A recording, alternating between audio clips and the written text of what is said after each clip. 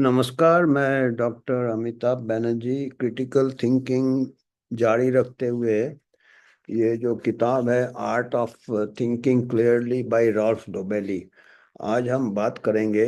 हमारा थिंकिंग अगले का अगर कुछ सेलेक्टिव इंफॉर्मेशन दे, जिसको कहते हैं चेरी पिकिंग। अंग्रेजी में चेरी पिकिंग मतलब आप अच्छा चीज ही दिखा रहे हो। चेरी जो होता है पेस्ट्री एस्ट्री के ऊपर लाल जो फ्रूट होता है उसको पिक करो, मीठा। उसी को उठा उठा के आप एक गलत ये लोगों को गुमराह कर सकते हो। तो आपको जब थिंकिंग क्लियरली में इन्होंने दिया है चेरी पिकिंग, इसका सब टाइटल है। और मेन टाइटल है drawing the bulls eye around the arrow. आपने देखा होगा सांड की आंख, उसमें या तीर कमान, वो जो टारगेट रहता है आपका, सांड की आंख जिसको कहते हैं बुल्स आई। बुल्स आई में मारने से नंबर मिलते हैं। तो आप ये कह रहे हैं कि टारगेट आप नहीं है, आपने ऐसे लगा दिया एक बोर्ड और आपने अपना गोली या एरो फेंका, तीर कमान, और वो जाके जहां भी लगता है उसके चारों तरफ आपने ड्रॉ कर दिया सांड की आंख। तो वो उससे भी मतलब बाकी लगेगा लोगों को, देखो कितना अच्छा इसका निशाना है। तो वो कहते हैं कि ये है आज का ये कि कोई भी चीज हम कहते हैं एविडेंस बेस्ड मेडिसिन या कोई भी चीज का हम शोध, तो अगर आप खाली गुड पॉइंट्स ही दिखाओगे चेरी पिक, तो उसमें अगले का थिंकिंग धुंधला कर सकते हो। आप जानबूझ के कर रहे हो या आपका कुछ शायद अंदर से कुछ है कि अच्छा चीज को देखना है, तो वो फिर संतुलन नहीं रहता आपके सोच में, थिंकिंग क्लियर नहीं रहता है। तो ये फिर कुछ एक अपना उदाहरण दे रहे हैं। बोलते हैं वेबसाइट आप देखो किसी होटल्स का, तो वो अपना बेस्ट इमेज बताएंगे।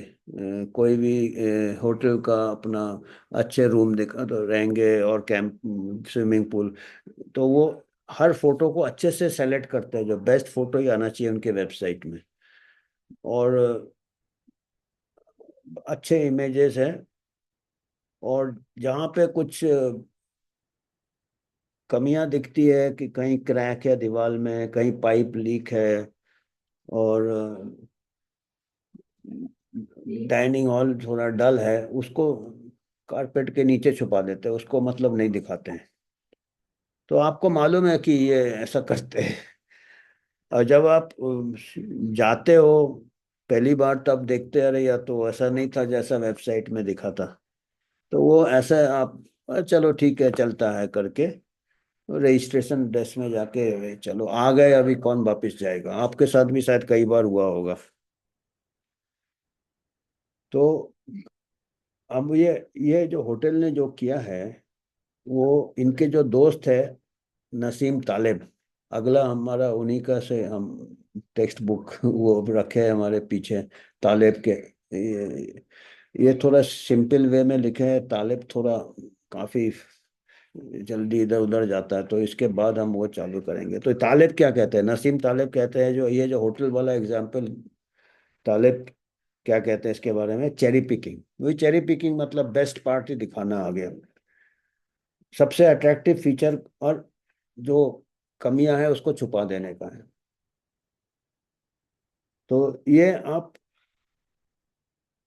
अगले खाली होटल में नहीं, बाकी चीजों में भी आप थोड़ा ऐसे रहते हो कि यार ये तो बेस्ट। ब्रोशर्स आते हैं कार्स के लिए, वो कार के ब्रोशर्स, फिर real estate, law firm, you know. आपको मालूम है कि ये थोड़ा बड़ा चढ़ा के, तो थोड़ा आप सतर्क रहते हो। तो रहते हैं हम कई लोग। पर वो जो कंपनी का जो एनुअल रिपोर्ट है, उसमें आप धोखा खा जाते हो। बड़े बड़े फाउंडेशंस है उनके रिपोर्ट और गवर्नमेंट के रिपोर्ट। गवर्नमेंट भी अच्छा बड़ा चढ़ा के बोलता है ग्रोथ रेट वोथ रेट, ये यार पूरे वर्ल्ड में वही हो रहा है। तो बोलते हैं उसमें, आप सोचते हो इन लोग बिल्कुल ऑब्जेक्टिव होंगे, यार इन लोग तो ऐसा नहीं करेंगे। छोटे छोटे वाले करते हो, बिजनेस है तो आप उनमें।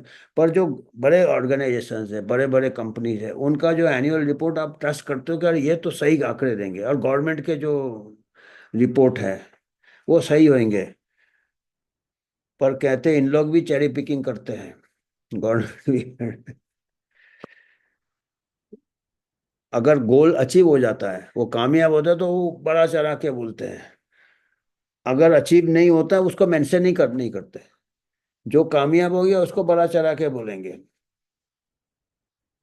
और जो नहीं है वो, तो कोई कहीं का भी कामयाबी, कोई स्पोर्ट्समैन जाके बाहर जीतेगा, गवर्नमेंट खड़ा हो जाएगा कि यार जीत गए हम। ठीक है, वो बेचारा स्पोर्ट्समैन ने किया है, गवर्नमेंट ने किया होगा सब, वो तो ठीक है, गवर्नमेंट का हक बनता है सपोर्ट करना, पर ऐसा करेंगे गवर्नमेंट अचीवमेंट होता है, ये कहते हैं चेरी पिकिंग। जितने भी पॉजिटिव चीज होते हैं गवर्नमेंट बोलते ही है।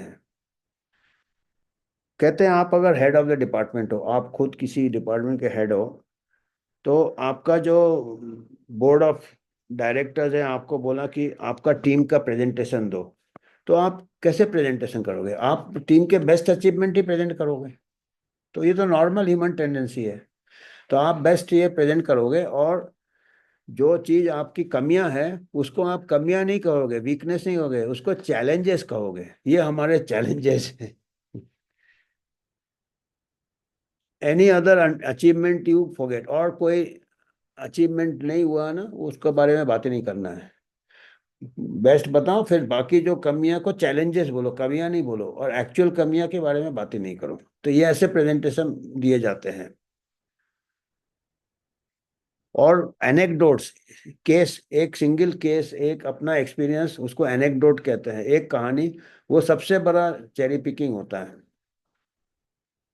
बोला ये मैं ये दवाई से ठीक हो गया बिल्कुल, तो वो जो ठीक हो गया वही बताता है, जो ठीक नहीं हुआ बेचारा दर्द पकड़ के बैठा होगा। पर जो ठीक हो गया तो लोग सोचते हैं सभी ठीक हो जाएंगे, तो वो भी चेरी पिकिंग हो गया।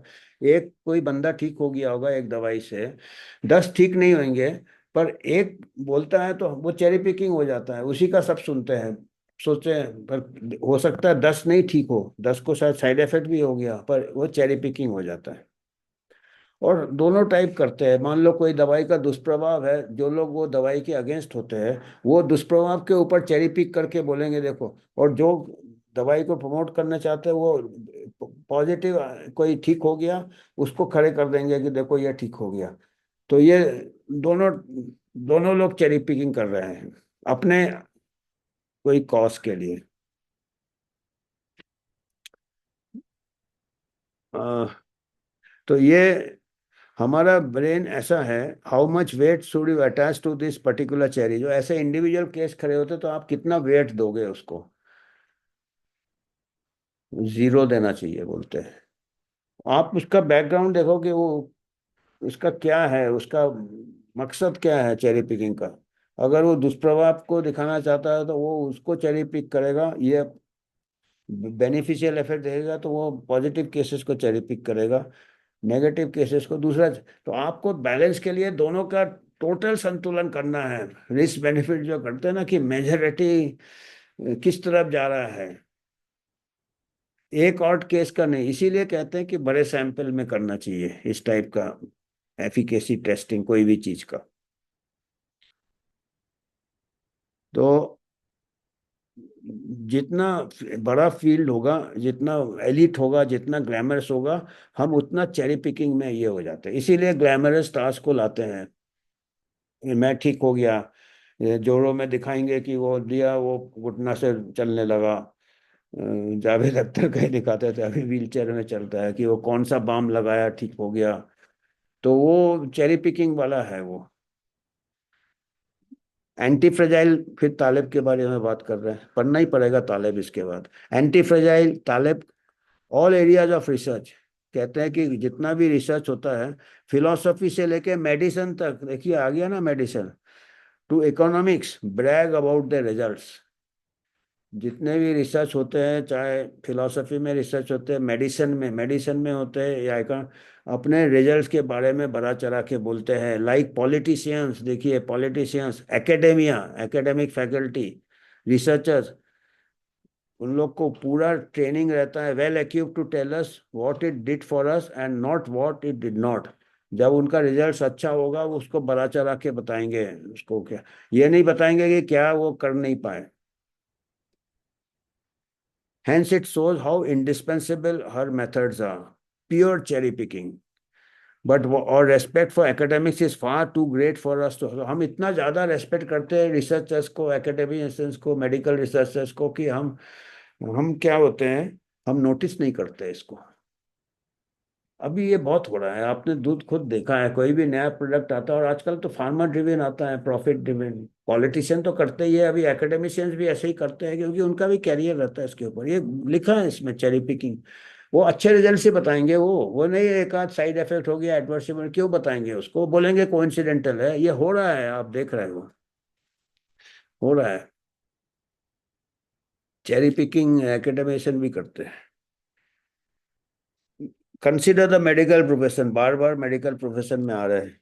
To tell people that they should not smoke is the greatest medical contribution of the past 60 years. Past 60 year में ग्रेटेस्ट मेडिकल डिस्कवरी क्या है? लोगों को बोलो सिगरेट ना पिए, तंबाकू को इस्तेमाल ना करे। Superior to all research and medical advances since the end of the second world war. सबसे बड़ा यही है कि सिगरेट का हानि पता चला है, टोबैको का हानि पता चला है। लोगों को बोले कि सिगरेट और टोबैको नहीं ले, ये कहता है 60 ईयर्स का सबसे इंपॉर्टेंट रिसर्च है। Physician Drew Birch confirmed this in his book Taking the Medicine a Few Cherries. Taking the Medicine a Few Cherries. Antibiotics, for instance, distract us, and so drug researchers are celebrated while anti-smoking activists are not.